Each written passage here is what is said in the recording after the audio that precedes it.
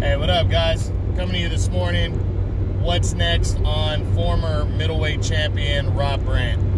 He's currently my number 8 middleweight in the world right now at 160 pounds. He hasn't fought since July of last year when he lost the WBA title to Ryota Murata in their mandatory rematch from their first fight that happened in October of 2018 when Rob Brant scored the biggest win of his career and one of the upsets of the year when he scored a dominating 12-round unanimous decision over Ryota Murata. Brant had an optional defense in between, but it was under the guidelines that he had a mandatory rematch due with Murata after that. Murata didn't take any fights in between, and in July of last year they rematched. Murata hurt him in the first round and then stopped him in the second round kind of suddenly. Nobody was expecting that, and regained the world title. But Rob Brant still has a mandatory rematch, a third fight. He had the same thing in his contract going into the rematch, so he is entitled to a third fight with Murata, and it was under the same guidelines where Murata was allowed an optional defense, which he had in December against Stephen Butler, stopped him to retain the title. So, but Brant was supposed to fight in January. He had to pull out with an injury. Now we got the coronavirus pandemic that's holding boxing up. So I would think that Rob Brant's just going to do what Murata did and go straight into their third fight. But it's unknown right now. We really don't know what's going to happen. Haven't heard anything on that exactly. So just in case that's not his next fight, let's take a run through the top 10 and see what some of his other options are. So the big question now, what's next for Rob Brant? We start with number 1, the super champion, WBA super champion, Canelo Alvarez. He's not anywhere near Alvarez's radar. Plus, Canelo's fighting Billy Joe Saunders next, and then Triple G after that. Number 2 is IBF champion Triple G, Gennady Golovkin. Possibly if he fights Murata and were to beat him in their third fight, maybe Triple G would consider him if he didn't already have the Canelo fight lined up. But Triple G has a mandatory of his IBF next, and then Canelo is supposed to be after that, so this fight's not going to happen. Number 3 is undefeated WBC champion Jermall Charlo. Next, I don't see it because I personally think Charlo is going to face either Sergey Derevyanchenko or Chris Eubank Jr., who are bigger names, and Derevyanchenko is actually the number 1 contender for the WBC title. So I'm thinking that's the area he's going to go. Plus, those guys are top-ranked guys. I mean, are PBC guys.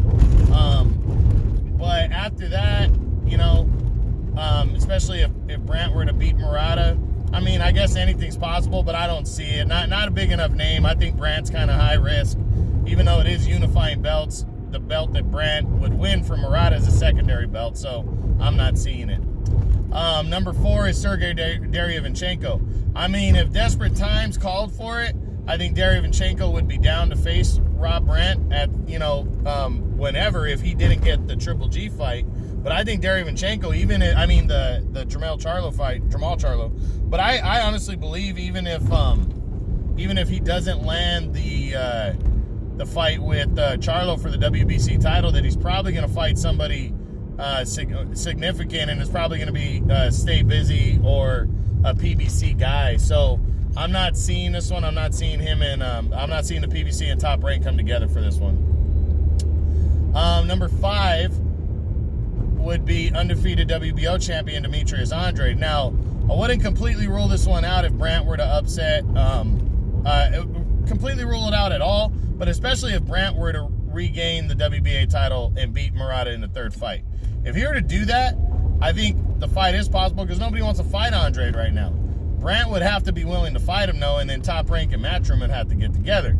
I'm leaning towards the less likely of that happening, but I wouldn't be surprised if it happened either. I think it's a possibility. Number 6 is WBA interim champion Chris Eubank Jr.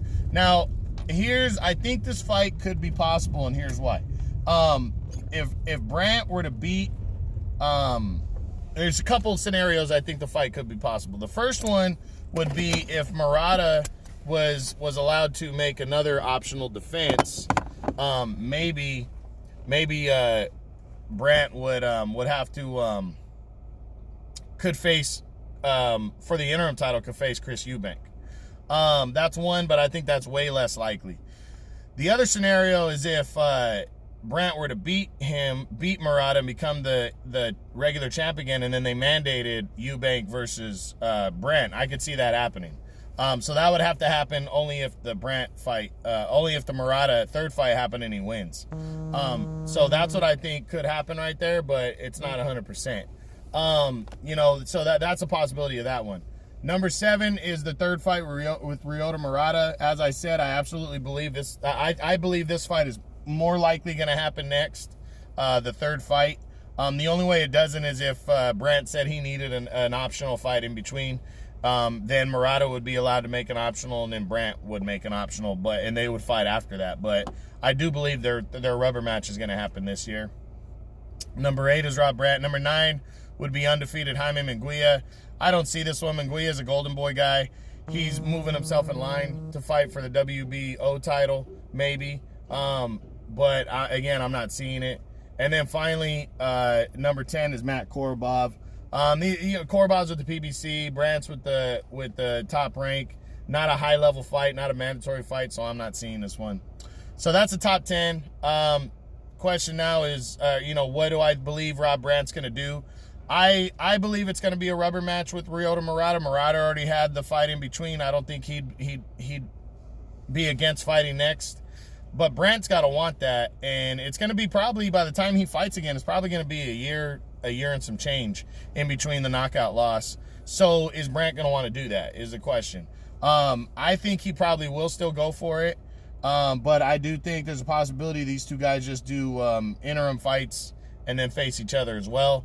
And Brant just stay busy and like a comebacker is the other option. I really don't see any other top 10 guys signing up because Top Rank doesn't have a lot of big names. It really is right now. The only 2 fighters in the top 10 are Brant and Murata. So, yeah, that's what I think is going to go on. So that's what's next on former middleweight champion Rob Brant. Hope you guys enjoyed it. True Boxing, you've been hit with the truth.